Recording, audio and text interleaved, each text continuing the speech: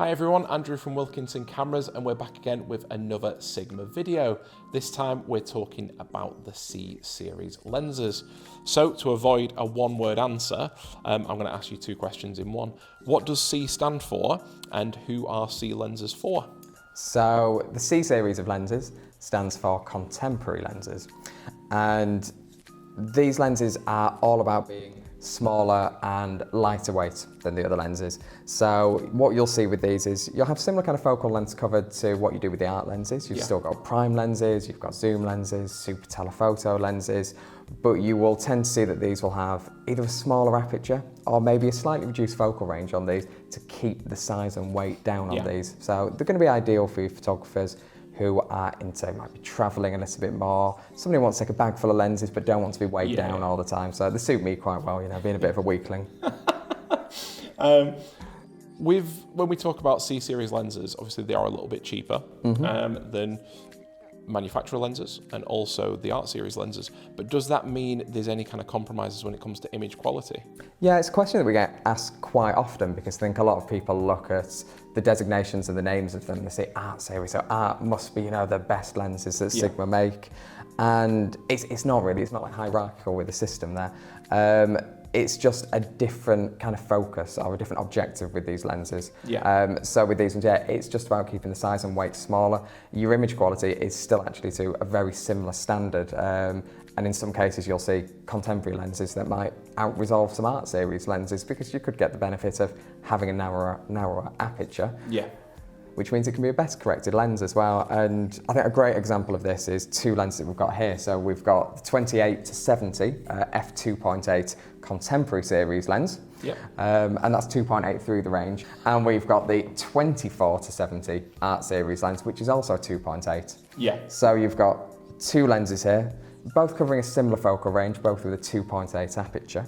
But you can see here that the 28 to 70 is a lot smaller, and it's literally just by having 4mm less at the wider angle, you've got a lens that's, you know, considerably smaller and lighter, but of course it's still got weather sealing on that, and the actual resolution on these is very, very similar, so it's very comparable. So yeah, when people are saying, oh, does contemporary lens mean that it's lower quality? No, not at all. It just means that it is designed to be more portable. Definitely. I mean, 2.8 through the full focal length as well is really impressive when you put these lenses side to side. And again, from the last video, you guys don't get to see it as close as I do, but they look great. The C series lenses really look great. And they're a little bit more, they're quite a bit more compact, which I'm the same. I have quite a small bag, but it means I get to take a few more lenses than I normally would. It's the joy of having I suppose more lightweight lenses. You can pack more lenses in the bag. For sure. So what is your favorite C series lens, and what is kind of the most popular C series lenses? So the most popular contemporary lens, without a shadow of a doubt, is, I'm just going to move these two out of the way, is this lens here, which Talking is about smaller and lighter. A 150 to 600, which, I think a lot of people are looking, oh, well, you know, that's not a small and lightweight lens necessarily. We actually make two versions of the 150 to 600, both with the same aperture range as well. But the contemporary version, as opposed to the sports version, is quite a lot smaller and lighter. And again, you know, your resolution's very similar between the two of them, but the sports version is going to have beefier weather sealing and things like that. So where you see the difference here between these lenses is the sports series lens is going to have that better construction for, I suppose, more demanding professional photographers, whereas this one's been cut back a little bit, which means it can be smaller and lighter, and it's quite a lot more compact than the other one. In regards to my favourite, it's actually the 2870 that I mentioned before. So again, it's one of the new DGDN lenses, so it's designed for mirrorless cameras. I use it on the FP cameras on a regular basis, and it's just, again, like the 24 to 70 that I mentioned before.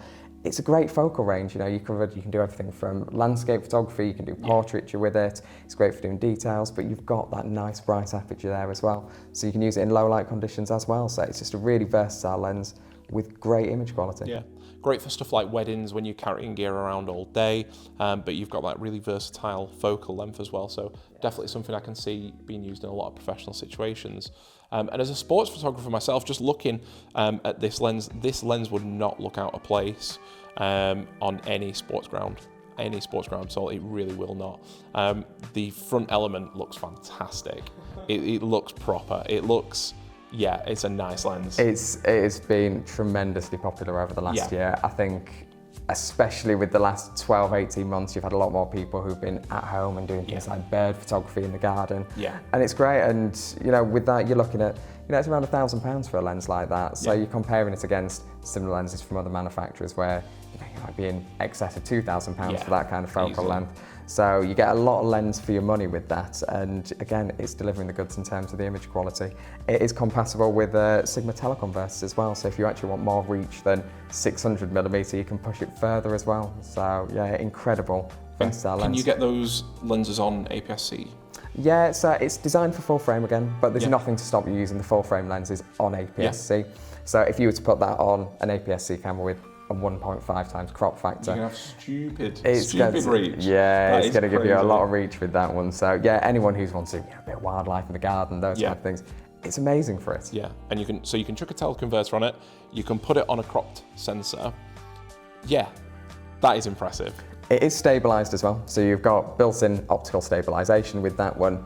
But if you are using it on a crop sensor camera with a teleconverter, you might want to get a monopod as well, because it's going to be a long focal length. 100%. So that covers our contemporary series lenses. If you enjoyed the video, make sure you press the like button, and if you're new to the channel, make sure you press subscribe and the bell icon so you're notified of all our new videos, and we shall see you on the next one. See you on the next one.